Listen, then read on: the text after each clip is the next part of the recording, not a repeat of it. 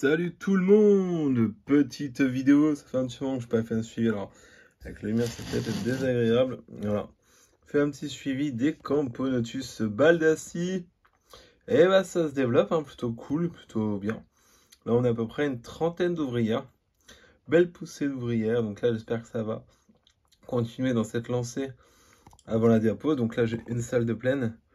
Et puis là voilà, il y a quelques ouvrières encore en vadrouille. Donc elles sont dans mon nid. Dans mon nid de cailloux, qui nous provient d'une collègue Myrmiko, Mumu, si tu passes par là. Vous pouvez voir ses créations sur sa page Facebook, je crois. Hein. Elle a pas mal de nids, elle fait pas mal de choses sur mesure. Vous voyez un peu.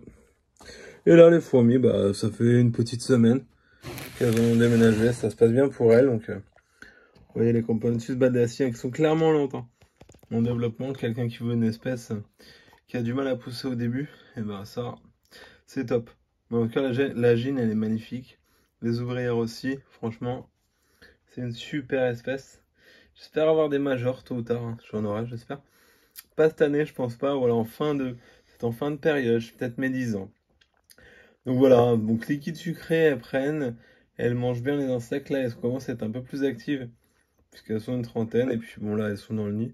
Elles ont de quoi faire, elles ont de quoi profiter avant de devoir changer de nid, hein, clairement. Voilà. Donc là, vous pouvez voir qu'il y a du couvain tout stade. Les insectes, elles prennent, j'ai remarqué, pour cette campo-là, elle a une petite préférence pour les grillons, pour le coup. Voilà.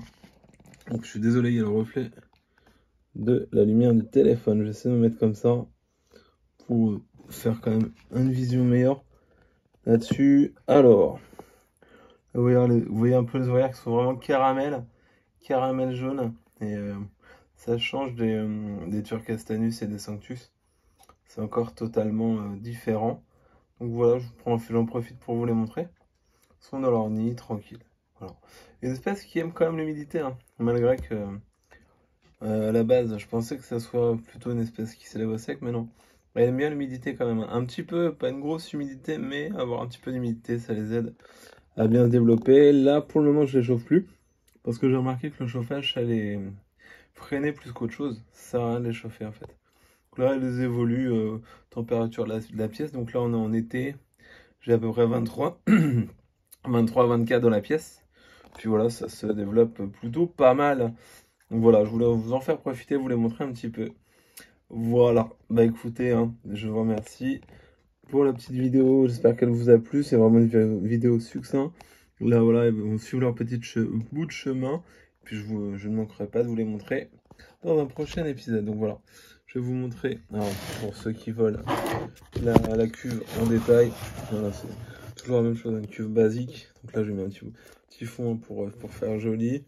J'aurais pu mettre du substrat, mais pour le coup, je vois pas trop l'intérêt, parce qu'après, on m'en fout partout. Mais j'aurais pu mettre du substrat ou couler une petite dalle, voilà. Et le nid, donc il est simplement posé. Et après, je l'ai collé avec un point de colle chaude. En dessous, vous voyez, hop, il y a un point de colle chaude en dessous. Voilà. Bah, merci à tous. Salut, salut. Bye bye.